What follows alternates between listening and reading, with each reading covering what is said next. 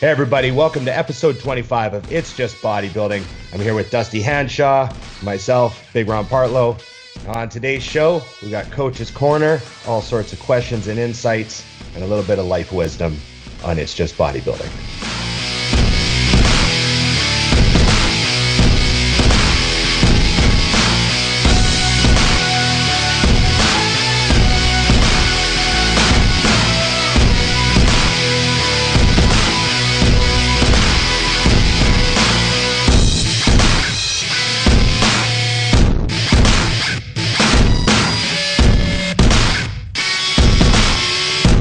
It's going to be a lot of life wisdom, Ron. A lot of it. I can feel it today. Yes. So I guess here we are. We got a no guest episode. We have a lot of fun on these ones. And remember, like, subscribe, and then what? Share, comment. There you go. Well, definitely give us some courtesy comments. You know? Yeah, courtesy comments. Sympathy comment. Yeah. Come on, guys. You can do it. So let's deal with the most important thing first. You shaved your beard. Yes. It's like, I mean, some of you guys know I played hockey back in the day, and before the playoffs start, you got to put the fresh shave, you know? Oh, you blade right down to the skin. All the way down. Yeah. So Saturday was the first day on the blast. Hi, Harvey. So Harvey said to me, you know what, dude, if you're going to really go into this season, you need to shave. So I busted out the Quadro. Yes. Five razors, whatever 5 is. And because four wasn't getting the job done. No, I used to be a Mach 3 guy, right? Well, I remember the Gillette sensor was just fine. And then when you get to 5, you're like, well, it's like having a lawnmower. I shave my legs with this thing. Shit that women teach you. I was like, 5 is better. So yeah, we went down to that, got that done. And, you know, I mean, typical of me, it'll take like 2 weeks before I have a full beard again. No one will ever know this happened. So, you know, but right now there's a lot of this going on. Because you don't want to drop the chin, because then you see all of the chins. And that's not good. That's the whole purpose behind the beard for me, is to hide my fat. Just remember that back in the old days, it was actually very attractive to be kind of fat, like a king, because it meant you were wealthy and had an abundance of food. So you're just saying, it's not that you're ugly, Dusty. It's you were born in the wrong generation. Yeah, you know, there's women out there that'll appreciate, your obvious wealth. They definitely do appreciate it, and they take it. Anyway, I digress. You give it to them, Dusty. I do. It's a dumb process, for sure. Oh, man. So, yeah, I just got back from a trip. Right. I had a week away at, I was shooting Mutant on a Mission, 2 episodes. How'd it go? It went amazing. Fantastic way to start season 6. The first episode was kind of a last minute idea because my buddy opened a gym. My buddy. Yeah, also your buddy. Our. Yeah, Morgan Sharp. He opened Max Out Muscle in Saskatoon, Saskatchewan. So at first I was like, well, he's my friend and it's a brand new gym, so we can't do an episode there yet. Right. Like I didn't want to look like I'm just, doing my friend's gym, Yeah. But then as I helped Morgan, I sort of helped him with the process a bit, obviously gave me tips, and I helped him get all the hammer strength that he has, because that came out of a gym out here. Sort of realized that gym is a direct product of the show, because he's a fan of the show, right? Huge fan of the show. And then I've helped him for all these years. Right. And then he came out and trained at West Coast. We should post a picture, that was awesome. By the way. We will. We'll put one up. Because he's a freak. And then, he went back to his city after training at West Coast, and he was like, oh, man. This is not going to fucking work. I need to do my own thing, because I want to have, like, my own thing. And then, obviously, he's a huge fan of Dorian and the whole temple gym concept of just having a place for you to train. And if other people happen to like it, that's cool. They happen to roll it, it's fine. If not, fuck it. So that's what that gym is. And because it was such a direct product of the gym, and fits the spirit of the gym so well, we went and did an episode, and it's going to be fantastic. So your buddy Travis, yes, trains there. We told everyone, he kind of told all the members, come down while they're filming and train. Right. We want the gym to be packed and have people screaming and yelling, and right, because it's a real small space, but it's loaded with Atlantis and Hammer, right, and it's like everyone's yelling. It's awesome. So everyone came down to train while we were filming. Right. And Travis, your buddy, pulled 8 plates for 4 fucking reps with no belt. Just, well, farmers do what farmers do. Yeah, he was funny because he pulled 7 a little while ago, and that was like a big deal. And then he throws 8 on, and we were talking to him before the set, and he goes, "Well, I mean, all you have to do is stand up with it, so it can't be that hard." Well, that's what I love about deadlift. So I always say that you pick it up, you put it down. I mean, like, or you don't. I mean, or you don't. It is what it is. Like, it goes or doesn't. Yeah. So we got that. So it's going to be a great episode with like a lot of members training in it, which is I like that. It adds energy. So should be a good one. And then we switch gears and go to a very well-known gym for episode 2, Mark Bell Super Training. And had a blast. I got to say about Mark Bell and his team, they are very professional. And, like I'm talking to Mark about maybe doing an episode, and then all of a sudden his assistant is messaging me with details. Right. And they're just sending a car to pick us up and da-da-da-da. Like they're just really great. Right. And then you get to the office, and it's like, got I don't know, probably I'd say a Google feel to it, not what people would think when they're thinking Mark Bell Super Gym. Well, no, as far I mean, as what he trains and what. Oh no, I just mean like the office doesn't have a corporate stuffy feel at all. It's like super, like everyone's just rolling in, with their hoodies on, and it's super cool. And then the gym's right there, like right behind the front store. And so, we had a great time at that gym.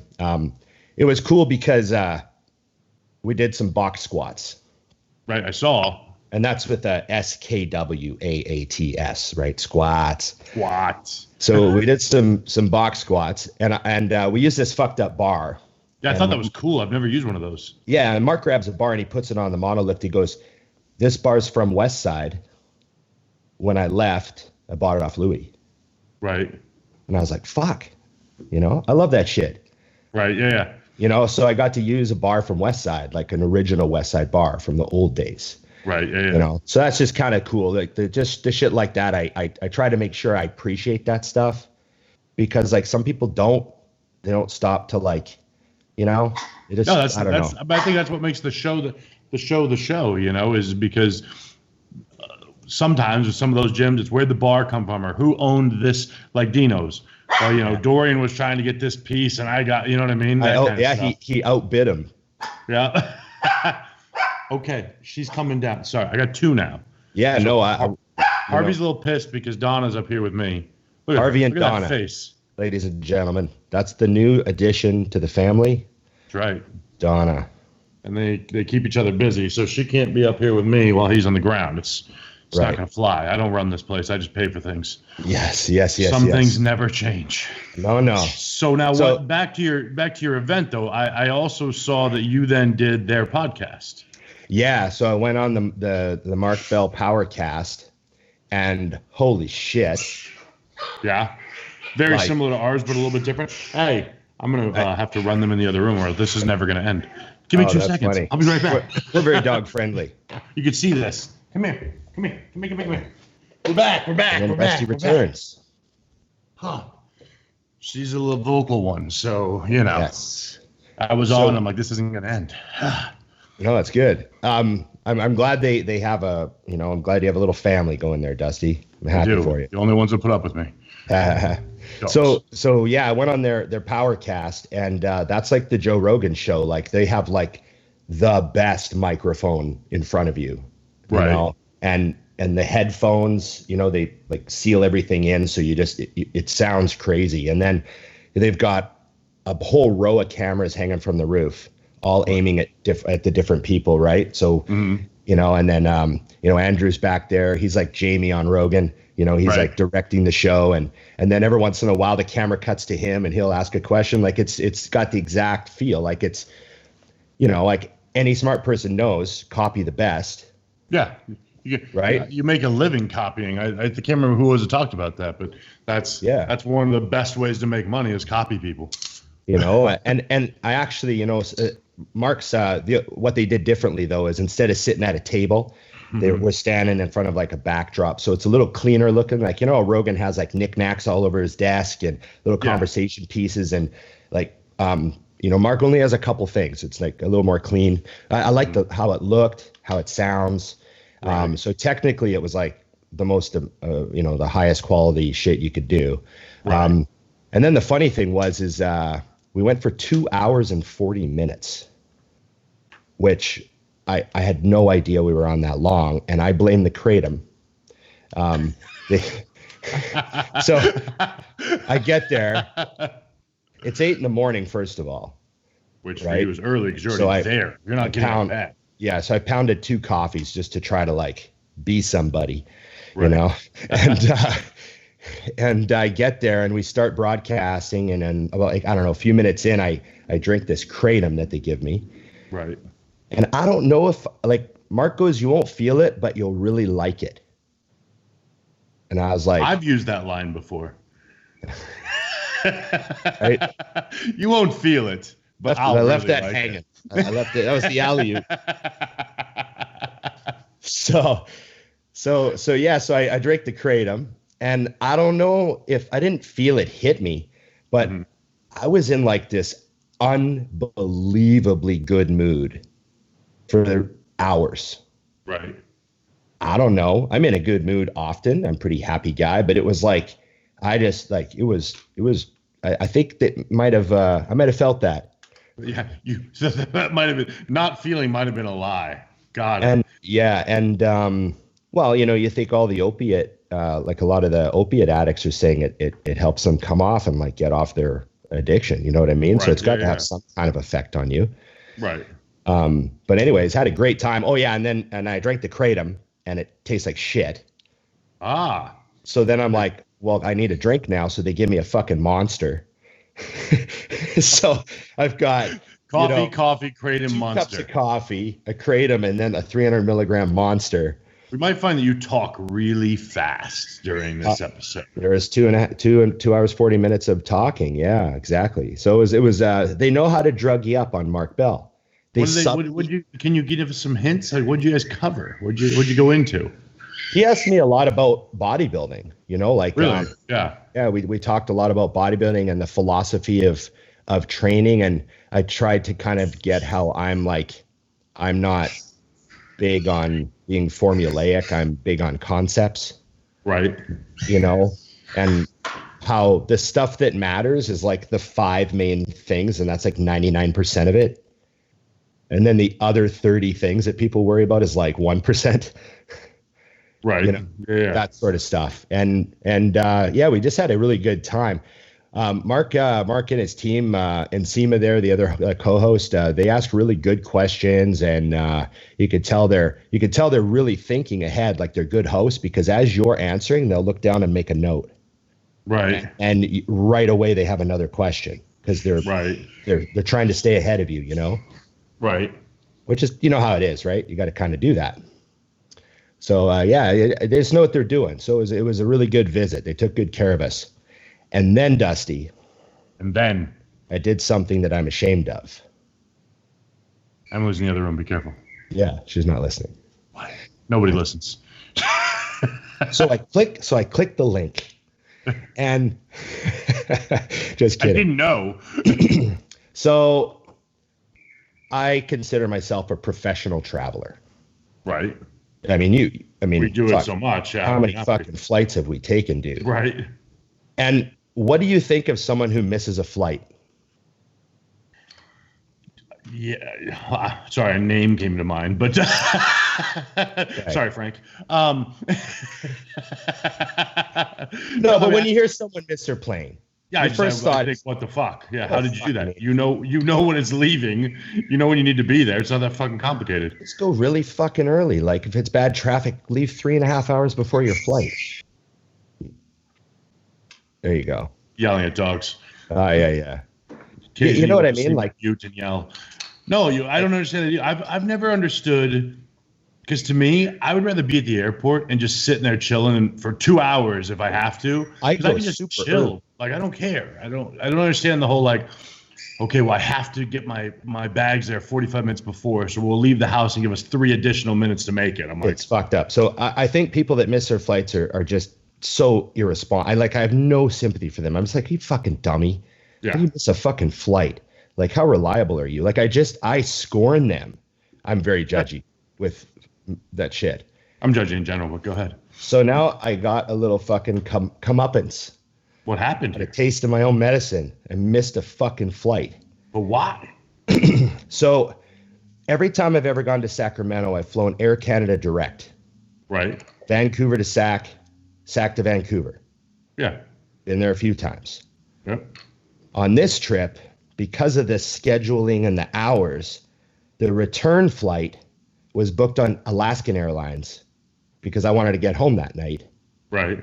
And it's got a stopover in Seattle. Right. So I just forgot that I was coming home on Alaskan. So when I went to check my flight, I just scrolled to the last flight on my itinerary.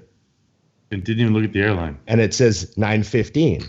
And I'm like, oh, I got to be at the airport at 9:15. It's 5:30. And I'm like, I'll just leave now. I'll have 3 hours to eat and work on my phone, and I'll be so early. Right. You know? So I head to the airport. I get there at 6:15, walk up to the counter.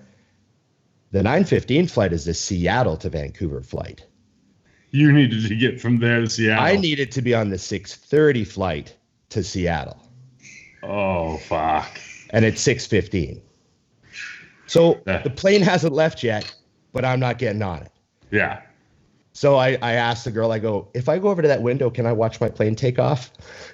She said, yep, and you can cry. It took her a second, and then she realized I was, making fun of myself, and then she started laughing. But I was I was so pissed at myself, so I had to pay $125 change fee, get out on the 9 a.m. flight, and then go book a hotel room for $200, my own money. Yep. And go sit in Sac for a night, sit on my phone, just fucking. I was so just pissed. A waste.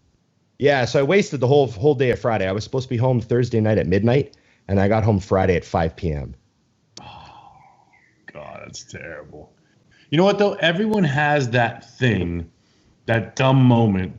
I did the same thing over the summer. How about this? I missed a flight while I was in the airport. I've heard of guys doing that. I literally went. We had time. Stopped to eat in Denver, and looked at the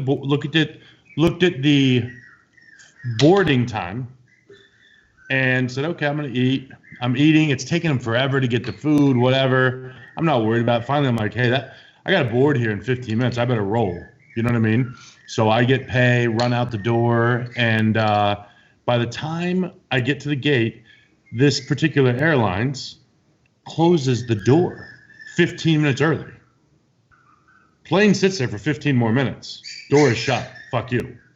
Right. So I get there and I'm like, hey, that's my plane. They're like, yeah, we closed the door. I'm like, yeah, well, open the fucking door. Doesn't seem to be too difficult. They don't, it's not even that someone's in your seat. It's just fuck you. Yeah. So I'm like, okay, well, when's the next flight? And they immediately say, oh, yeah, next flight is tomorrow. Right. And I'm like, no, I got to be there.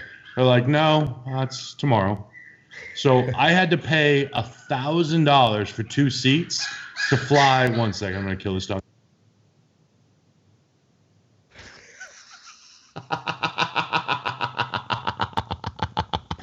When I mute, can you still see I said shut the fuck up? Oh, it's so funny.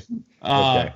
Yeah, so anyways, we have a puppy. And apparently closing them in a room just means they cry the whole time. So I'm going to have to contemplate how this works in the future. It's not actually bothering me. I'm totally fine with it. So you can hear the constant squeaking in the background? How loud is that? Yeah, a little bit. It's not, I don't know. I'm going to open the door and let them fight. I'm pretty patient with dogs. This isn't ending. Yeah, but I'm going to kill someone. I'm going to kill them. I know. I'm going to kill you. Dusty's got a new baby in the house. He's not getting his beauty sleep. He's going to be, he's going to have to keep that monk-like. This is how I see it. I see this as I am so cool they don't even want to be in the other room. Well, no, it's got to be that. It's got to be that I'm cool. I don't know why everyone else left. But anyways, the four-legged animals stick around. I digress. Anyhow, so how about this though, Ron? I'm gonna show you how bad a missed flight can be. So I fly on Southwest now to the city I'm going to in Pittsburgh. And when I get there, I've already been told your bags went on the plane we wouldn't let you get on. So your bags are there. You're fine. Okay, so I arrive, call them, because no one is at the airport. Your bags are locked up. They're in quarantine, basically. I'm like, okay, cool. Well, somebody can come open this door so I can get my bags. This is, I want to say it was a Tuesday night. They're like, yeah, our next flights out of Pittsburgh are Thursday. So someone will come give you your bags on Thursday. It's Tuesday. That's a problem. Yep. Fuck you. Yeah. I literally, at this point, now I'm no longer being nice. There's some yelling happening. I had to actually finagle someone from a different airline who knew someone who worked for that airline who had the code to get in the door to get me my fucking bag the next day. So, do not fly Frontier Airlines ever. Oh, no. I've heard so many stories about the small airlines that don't even cross my mind. So I did it because it was one of those things where I was like, oh, I had the time. What am I going to do? Miss a flight? I mean, it's no big deal. Yeah, I literally had to, and we're talking about, we're going to compete. There's suits, there's makeup, there's shit. Yeah. It's all in bags that they're telling me to go fuck myself on. Yeah. So, yeah, and then, of course, you never look up the information on these airlines until this happens to you. Do a quick Google search, and everyone's like, you're a fucking moron if you ever fly this airline. Yeah. Yeah. Fun fact. So, yeah. You see the Google average is 2 stars. Yeah, and that's because someone from their airline keeps giving them a 5 to bring it up from 0. Right. Yeah. So, yeah. So I feel your pain. Actually, blood pressure is rising. I'm going to go grab some pills real quick and knock that back down. I'm going to grab some Carditone and just eat a bottle real fast. Yeah, so, it's you're not a moron alone is my point. No, so I got to say one more thing that I'm real proud of that I didn't think of until the next day. During this entire thing, I don't think my heart rate went over 70. Well, realistically, you could only be irritated with yourself. That's why I just, afterwards I was like, I handled that. Like, I did not let that bother me. Like, there's versions of me, previous versions of me, that would have been so fucking mad at I would have been like, you fucking idiot. I would have dwelled on it and been so pissed off and let it get to me. And and I'm sure on a bad day, I would have even been like, well, get me on this plane. I don't know. Everyone's got their moments. Yeah. But this time I just smiled and I was like, I think my plane's about to take off without me. And she's like, oh, what time's your flight? And I go, 6:30. I smiled right at her. And she Not tomorrow, in 15 minutes. She just looks at me. She's like, yeah. And I made a joke out of it and casually rolled out the front, got a hotel shuttle, just like, no problem. 30 minutes later, I'm eating a burger, watching sports highlights at the bar, the hotel, just no fucks given at all. And that is like a good my tip of the week, I guess, is man, if there's nothing you can do, then do nothing. Well, you think about it, though. So the only tweak would be you'd be in a more pissed off mood because you still have to do every other thing that you had to do. It changes nothing, right? Yeah, in that situation, letting it get to you, letting the fucking frustration or you got to try to remember when you're in a situation when it changes nothing. Yeah. And then it's only a detriment to you because you're alone, like traveling alone. Yeah. It's just done. Yeah. Yeah. There's nothing you could do. So it's like, well, I guess I'm fucking, crashing in a hotel again. Like, whatever. I've never done that before. Never stayed in a hotel. For one night open. Yeah, exactly. No. Yeah. So, just, my little tip of the week. I was a little proud of myself. I just wanted to make sure I made that point because, man, there's times when I wouldn't have handled it as well. Right. Yeah. I think that most of us have had those.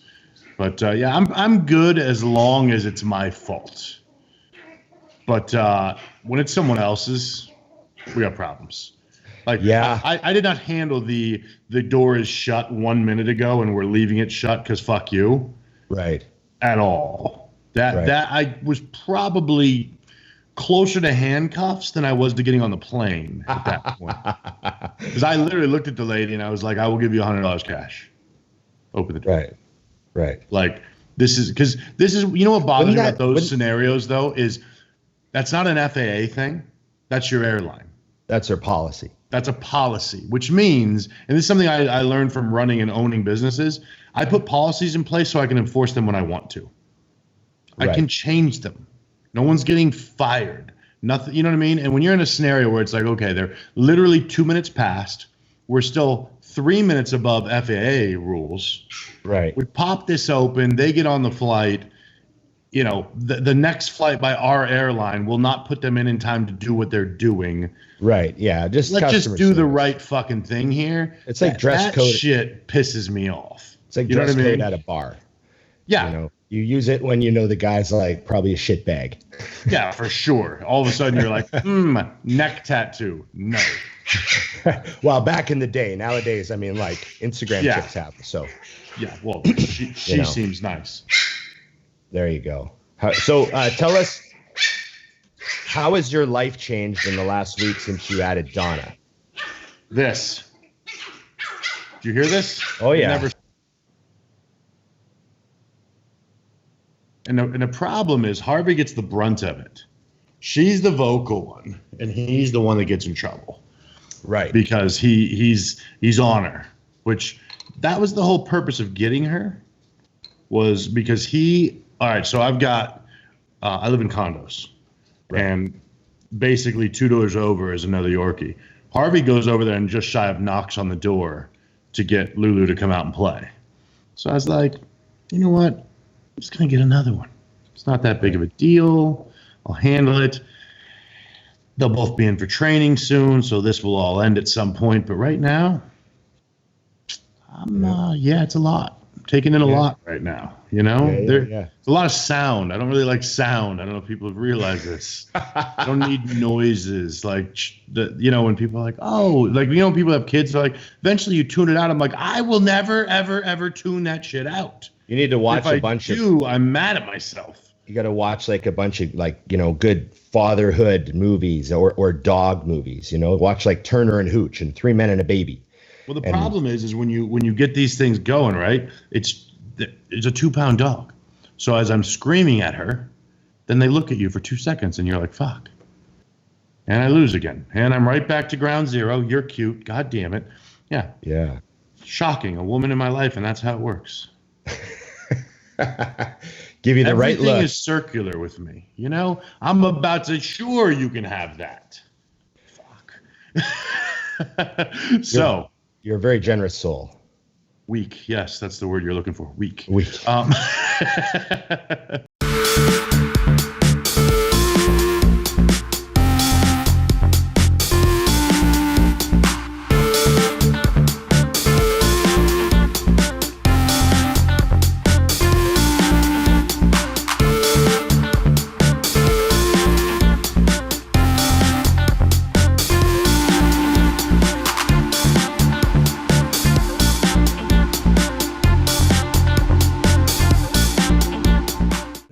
So I did this morning I woke up and realized, hey, we don't have a guest. So I just threw up a let's get some questions going post, and I got a handful. Did you happen to ask I have some, but I'm very happy to hear yours. I have some that I collected throughout the week from DMs and stuff. Yes. So you're a collector. Yeah. I like to wait to the last second, opposite of Mark Bell, have no idea what's happening, and jump on. Okay. So let's get some of these going, and then there's going to be some that tie into some other plans that I had that I discussed with you already about our lifestyle. Yes. Segments, we'll call it. So yes, sir. Let's get these cracking. You go first. You go first. Okay. There's a lot, so I hope you're ready. Well, this one's very fitting for what you just discussed. What is this going on with these people? You know what I mean? Okay, there it comes.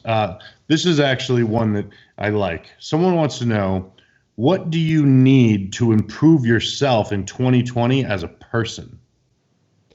Oh. And you're already not shouting at people, so I guess you're done. Nice job.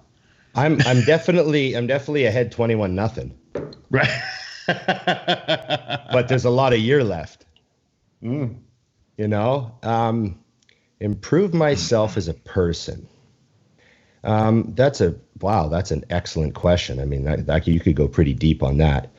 I'd say one thing I mentioned on Mark Bell's Powercast that I thought I would touch on is I've read a bit about the concept of not giving yourself enough credit. Mm-hmm. I think, and I think that, just from things that I've been reading, that can be a detriment too, right? And I just mean personally, I don't mean like trying to take credit publicly. I just mean like having a moment where you give yourself some credit, Yeah. So that's actually something I'm trying to do, because I have a habit of self-talking like, oh, I got lucky on that one. Right. Or like, oh man, that guy really helped me out.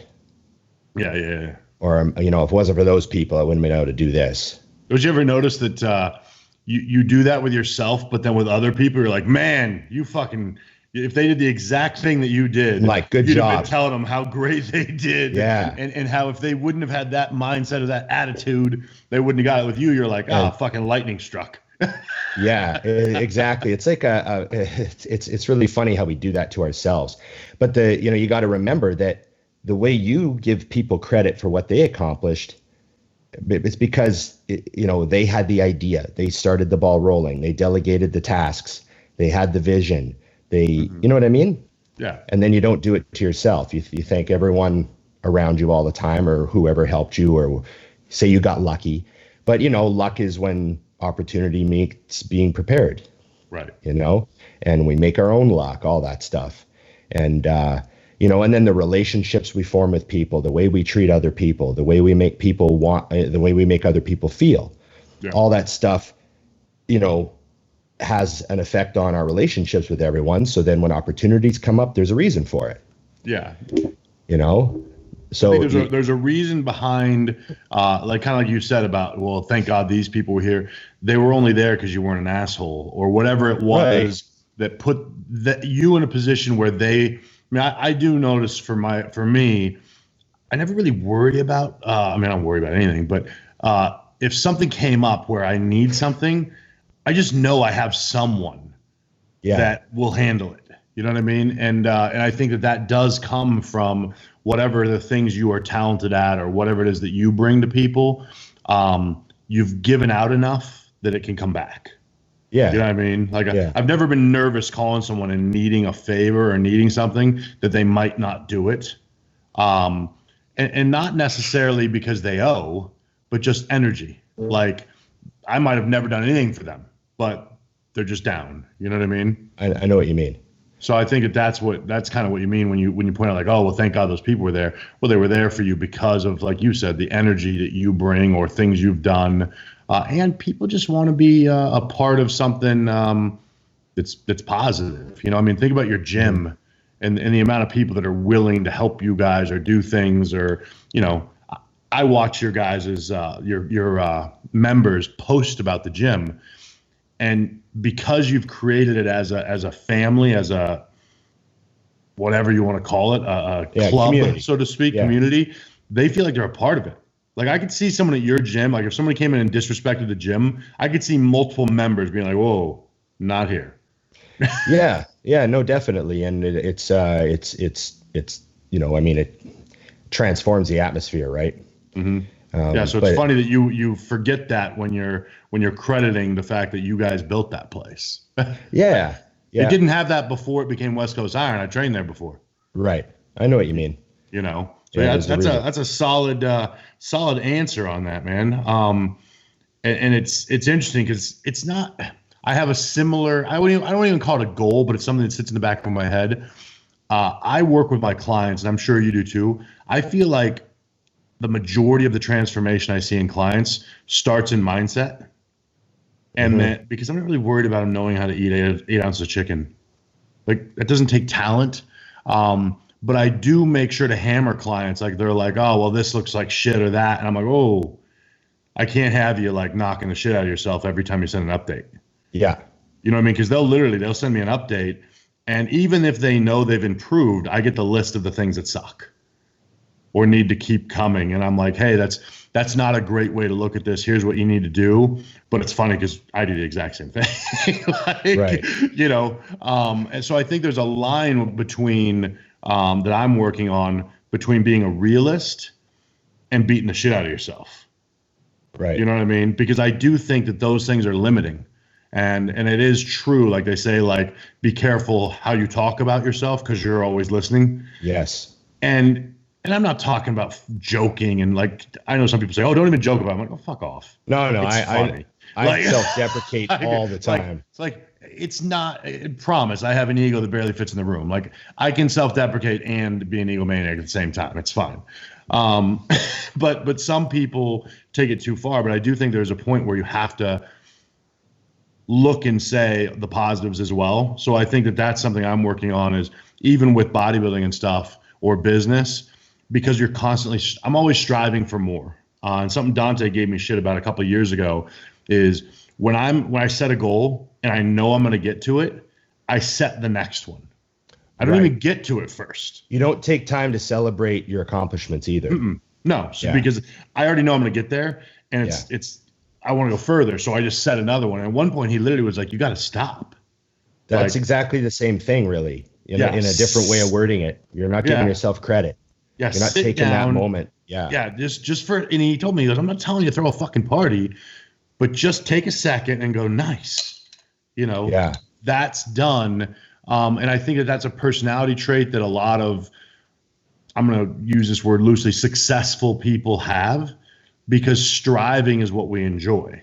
And it is the game. I think that's why bodybuilding is so addicting for a lot of us, is you can't win. Phil Heath wins the Olympia, the first year. And what's the first thing they do? What can get better? Yeah. How can I be better? You can win with a perfect score and you get done and go, yeah, but I'm not perfect. And then there's still someone that said the guy shouldn't have won. Like, it just won with a perfect score in front of a bunch of pro judges. You fucking idiot. Says who? I mean, his Kai Green's mother had me winning this show. Kai's mom was like, sorry, babe. Yeah, it's just not how it's going to be. But no, I mean, I think that that's something that I want to work on. And like you said, I also think that the luck thing, like, I've always found with people, if they start working, like I always say, if you're slow, like with us, with online training, put in a ton of effort with your current clients, like more than usual for a week. I don't know what it is. I don't know what you want to call it, but all of a sudden I get more people emailing me wanting to work. It just seems to magically put out energy that says do more. And when you sit on your ass, isn't it amazing that nothing happens? Yep. So yeah, that was a good question, man. I dig it, and I think we have a similar answer, even though weren't looking at it that way. I'm gonna give you oh shoot, dude, shoot. Yeah, I got one too. I don't want to miss this one. Well, it's a relationship question, Dusty. Oh boy, I got this. So I've actually had a few questions that were kind of like this, like just worded differently. But this one says, my girlfriend and I just broke up, but neither one of us wants to leave the gym we train at. Sometimes we're there at the same time, and it really interrupts my workouts. Any advice? Okay, this is simple. Do you still have a key to her car? If so, put some cocaine in there and have her get pulled over. Right. No, wait, no, my bad. Sorry. I was just trying to get her out of the gym. That's not good. You know what? I'm terrible at this because, like, truthfully, I can understand that. I can understand the energy shift there. They don't want to leave the gym. That's their gym. That's the good gym.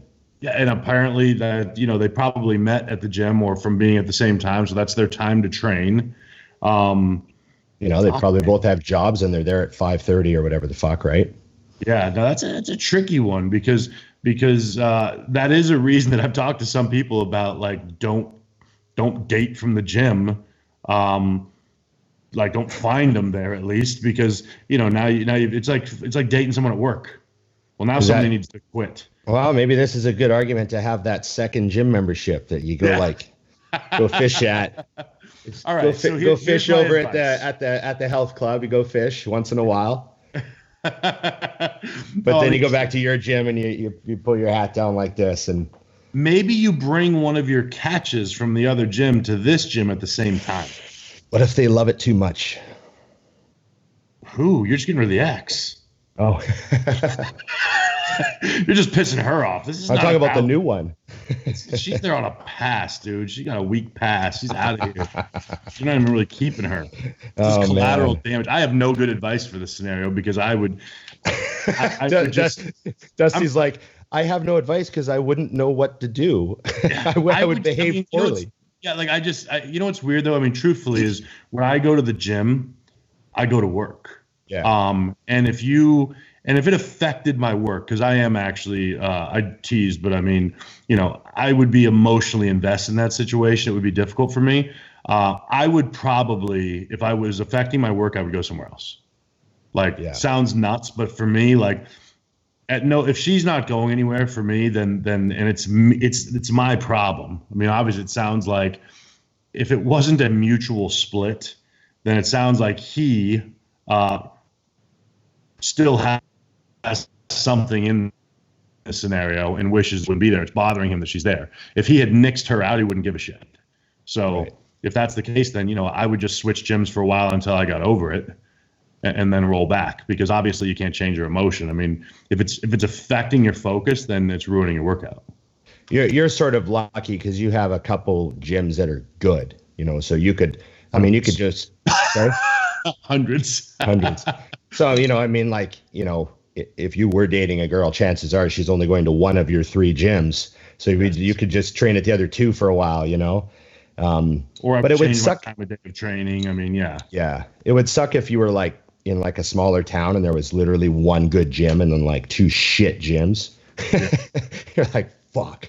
Now you have to move. I mean, this has gotten really inconvenient. Well, I kind of know what that's like. I mean, I've had the experience of having an ex-girlfriend in the gym, but I would just, don't take the leg press next to her. Maybe take the one she's using. Right.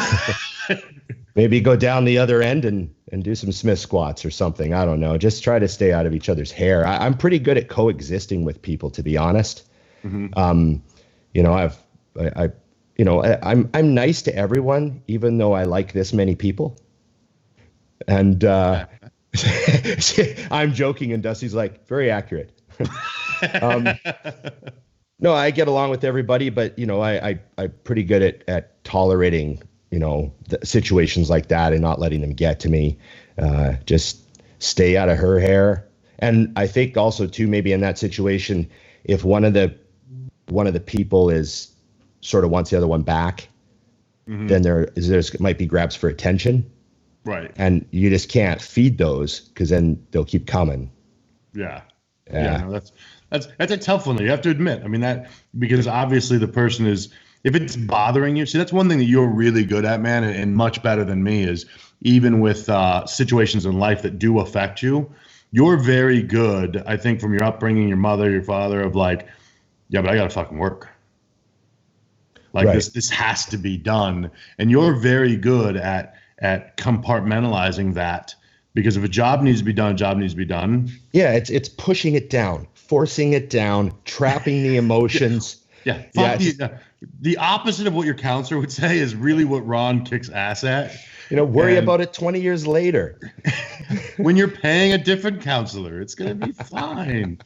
Those gains are long gone after that. Oh, yeah. Man, oh man. So no, that's actually a solid one. I gotta read this question, and I'm sorry for putting you on blast, dude, but I have to read this, and then we're not gonna answer it. Do not come on here and say, and I quote, "Are there any tips on finding a legit source for gear?" Really? Yeah. Really? Yes. I mean, the most legit way I could think of is become a police officer. Bust someone who has a great stack of gear, and now you've got legit shit because you know where it was shipped in from. You know the raws were proper. Right, I'm sure right. that's the. I mean, how are you gonna ask me that, dude? Sorry, that bothered me. I read it and I was like, most stuff is bathtub garbage, anyways. That's my opinion. all right, here's one for you. How do you suggest in reducing anxiety? Now, they didn't give me any other angle, just how to reduce anxiety. Well, I mean, things that I know reduce anxiety. I guess the term, well, meditation. I mean, I don't really tell people that I meditate, but I guess I do meditate. I just don't call it that. But I take like moments where I'll just sit for a few minutes and try to clear my head, you know? Mm-hmm. And I guess they're little meditative moments. Turn your phone off, sometimes just almost like you're having a little nap, but I know I'm not going to fall asleep. I'm just trying to like relax. Right. That's important.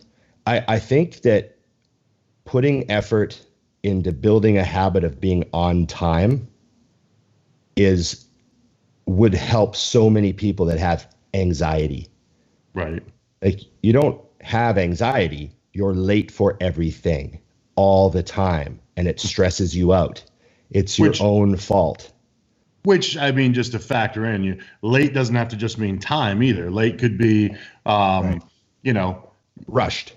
Well, I mean, I'm even breaking down even further as, if you have a certain amount of bills due and you spend too much fucking money, then you don't have enough money on time right. to pay your bill. You know what I'm saying? Like, because I do agree with that. Yeah. So, yeah, you're boiling it down to, man, people spend so much money on stuff they don't need. Mm-hmm. People buy way too many fucking things. And, the movie Fight Club. Yes. I mean, what a classic, amazing fucking movie that is. And you could watch that movie 10 fucking times and see new things every time. Right. And, I mean, that movie had that, we work all day to pay for things we don't need to impress people we don't like. Yep. And if you can just let go of that, I think that's one of the reasons why I generally think I'm happy all the time, pretty much all the time. I mean, I'm upset and stressed out and worried and, just like everyone else, but I generally feel like I'm happy all the time. Right. And I just have a super simple life.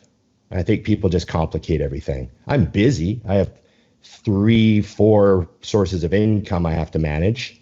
Right. Right. But, I'm not stressed. I'm not fucking anxious all the time. So yeah, that's my tip. Yeah, I think when I look at anxiety, I think of separating the things I can control and the things I can't. Yeah. Because I feel a lot of people get anxiety over things they can't control. Or like my mother's a prime example. If I have things going on in my life, she gets anxious. And I'm like, it literally has zero effect on you. You know what I mean? You're pulling in from something else. So I think when you can separate, first off, things you can't control, and I am really good. If I can't control something, I'm really good at saying, fuck it. It is what it is. And when I've noticed I struggle with anxiety is when I fought that. When I wanted something to be the way I wanted it to be, especially involving other people, and trying to control it. And it's just not in your fucking control. You know what I mean? That will cause you anxiety for sure, because it's impossible. You know what I mean? Mm-hmm. To manage that. So yeah, that's an easy one for me. Why is that not working? Okay. Is it my turn? Yes, it is. So I'm managing anxiety over a plug that's plugged in and telling me that my battery's gonna go dead. And I'm like, but it's plugged into the wall. There we go. That negatively affects my life if this crashes on me. Yeah. Are we good? Because, well, we're going to keep going and find out if we're good. You got the reactor powered up? I'm trying here. I'm just hoping that that it's not because these lovely dogs of mine have altered this cable in any way, shape, or form, making it impossible for this charge. If so, we might do a mid filming switch to my phone. So at any rate, let's roll.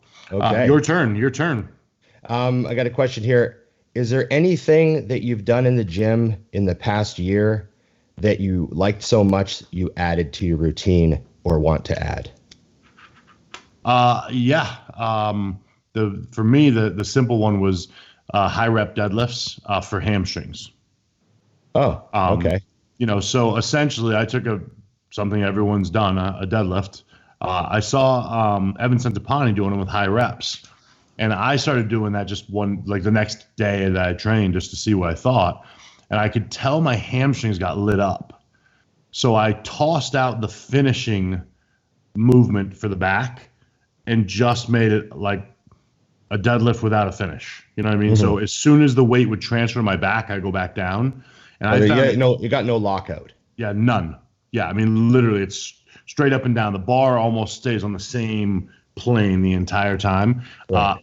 That was nuts for me. My hams lit up, and then I did find, which of course matters to me, my deadlift started shooting through the roof. Right. When I was essentially training the hardest part of the dead for the hamstrings on the regular. Oh, okay. Yeah, so that's definitely mine. I love those things. And I love watching people see me do them because they're like, he's not doing that right. Well, I know that everybody's put together a little different. I tried to do those stiff-leggeds that you're doing, that kind of with the same form, and get that groove, and my back just got so fucking pumped. I couldn't even fucking crawl into my car. Which of course is so funny because in my head I'm like, I do it this way so my back has nothing to do with it. It was funny. I was like that crippled lower back crazy pump. But I also have to take responsibility for the fact that I don't really directly train my lower back a lot anymore. Right. Not in the same way I used to. I mean, I do bent rows and I do one-arm dumbbells and I do T-bars, but I don't really deadlift anymore. Right. And so I did them and I was just fucking blown out. My lats were super pumped too. Just, I think the way I held the bar. Right. But yeah, I mean, fuck, you're just disgusting on those. Like what, 5 plates for 20? Well, yeah. Yeah, 5 plates. Yeah, 5 plates for 20. fucking guy. So yeah, they look crazy. So maybe I'll give them another go. But I always love stiff leg deadlifts for hamstrings. I wonder how you would feel now with those because you're so lean. Right. Yeah. Hey, maybe that was part of it. I always do stiff leg deadlifts with my back like pretty arched. You know what I mean? Yeah. So that's how I always do them. As far as something I've done this year that I have added, I'll have to admit, I may have cracked a few jokes about them. I may have made fun of them a little bit in a jesting way, and then and then when I tried it, I fucking love it. The fucking side laterals with the cuffs. Yeah, those are awesome, right? Got to admit, there's something about standing, in the cable machine. We use the free motion one, that has the 2 arms, and we put them super narrow and all the way down. Yep. And it's fucking great. Yeah, no, that was definitely one of my favorite steals from Joe. That, and now I want to use them all over the place. Like, I don't know what it is about eliminating the hands, because in my brain that does nothing. Well, it doesn't seem like it should, but for me, eliminating the hands, I've always had just a little bit of fucking tennis elbow that never ever went away. Right. And so it's like a side lateral movement that I can get maximum tension on through the full range without having to hold onto a weight. Right. So my forearm's just completely fine. Like I don't even know there's a problem, Right. So yeah. Yeah, no, that's definitely an awesome, both of those are beautiful setup movements. So now I got to throw one more. You got me temporarily. I'm also watching my battery and worried, just for the record.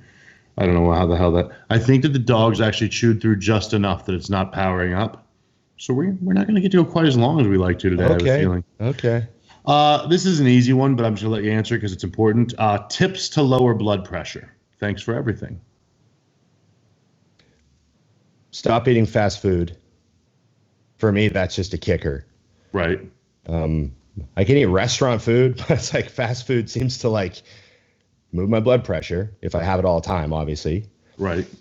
Body weight. So if you just, if you got a blood pressure problem and you're really fucking bulking, like you're pushing the weight and you're pretty full of fluid, maybe just back off on the food for a week and get some water off you. Yep. Just like let your body weight drop down. When you're maxed out in weight, it's really easy to drop 10 pounds. Oh, yeah. Like in a week. Like in a week. You can just drop 10 pounds by, going from 2 cups of rice to 1 cup of rice for like a week. Mm-hmm. You'll drop 10 pounds when you're big like that. But sometimes you do that and it's like, oh, it's normal. Yeah. Are you doing a bit of cardio? Because a bit of cardio will move it. Just some exercise. Like you don't have to you can do a bit of HIIT or you could just walk on the fucking treadmill. Sometimes that's enough. If you're an office worker or something, just a bit of cardio. Yep. And lose a bit of weight, move a bit more. Yeah. Those are the easy, those are your basics that cover everything. And then supplement wise, look up Carditone. Yes. There you go. So yeah. That is a OTC that when I first started taking it, was taking 1 in the morning, 1 at night. And I was checking my blood pressure every 3 days in the morning. And it took about, 2 or 3 weeks when I first took it. And I just wasn't taking my blood pressure. I don't know what I was thinking. So I took it and I had to call Dante. I'm like, my blood pressure is low. And he's like, what do you mean low? I'm like, no, it's low. Like it has to come up. And he's like, well, how many are you taking? I said 2. He's like, oh, fuck. Okay. Back goes that. Like it actually did enough to take me from slightly high to too low. So, that's funny. Yeah. So, it's one of those things where I think it's funny that so many people understand the importance of blood pressure and then don't have their own monitor. Right. Like we're not talking about a $5,000 piece of machinery here. Amazon. Yeah, aren't they like $75? I don't even know what I paid for mine. Yeah. And you can have it like tomorrow. So yeah, awesome thing to have. But yeah, that supplement is phenomenal and cheap. And everyone I've put it on has seen a change. Now, if you've got terrible blood pressure, I'm not telling you aren't ever going to need a prescription, depending on if you aren't willing to change other things in your life. But I have had clients who are on prescription meds, and between the diet and Carditone, I got them off of them. Yeah. Which is always the goal, is to get off of anything that's, essentially saying you're fucked, so we're going to just take a pill to fix it. Yeah. I met a dude the other day that's off his insulin. Yep. He was a diabetic. He was like 350 pounds, and now he's 240. And he lost 100 pounds. He's not a diabetic anymore. Yeah, it doesn't even need it. It's fucking crazy. Yep. Speaking of, that's a question I had, so I'm just going to steal one more question right now. Insulin during prep, yay or nay? I don't use it I don't use it unless someone is really kind of like wants to try a bit of it or something. And the only thing I would do during prep is just for high carb days.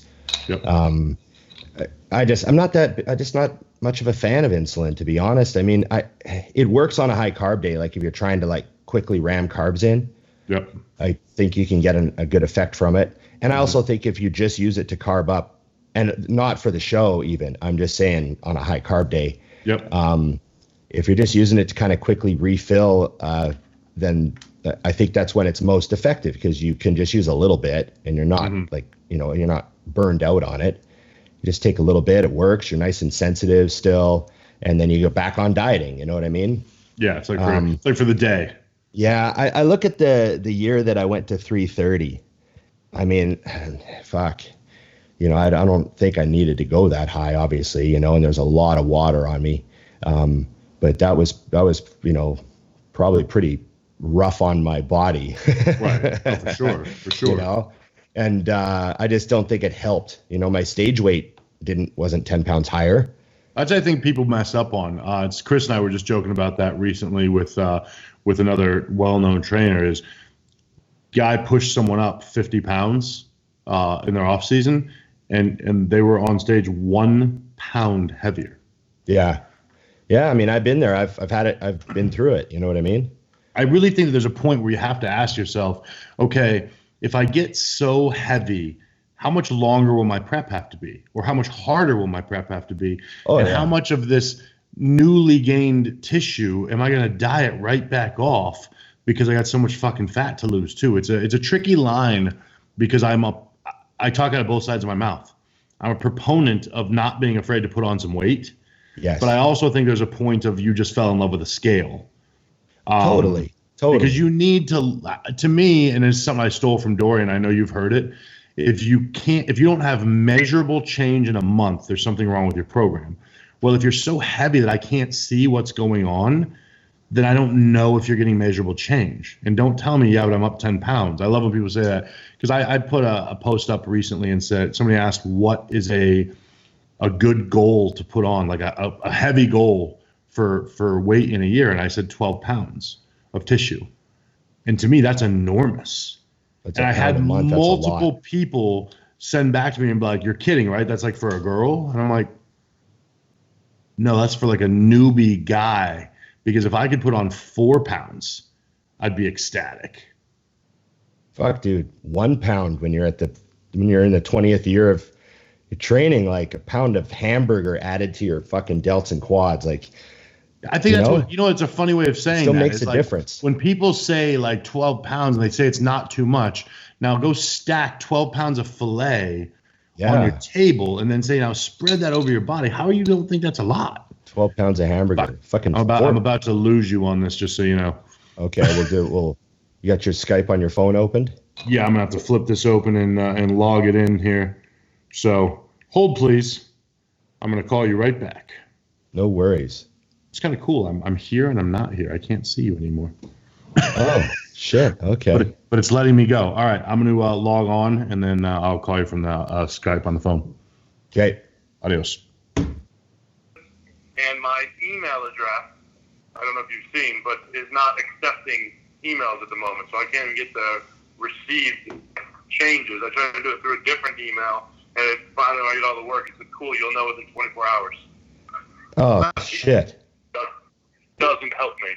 So, yeah, we have no way for me to re-log back in on Skype. For 24 hours. So, everybody, Dusty hasn't logged into Skype on his phone ever. So when he went to do it, he didn't know the password. And the recovery email is his email that he's currently having problems with. Yes. If you've been on his Instagram, you've seen that he's told his clients, hey, my email's not working.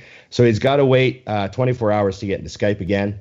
So, we got to wrap the show. But that's just how it goes, you know? Yes. I think it was still a fitting end. Everybody will get a chance to see how this all unfolded.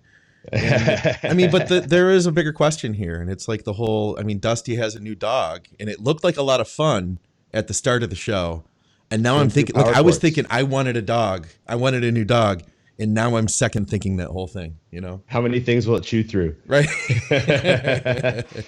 Well, that's how it rolls. So he's figuring that out, and we'll see you next week. We're gonna have a guest on It's Just Bodybuilding, and hope you guys enjoyed it. We'll see you again.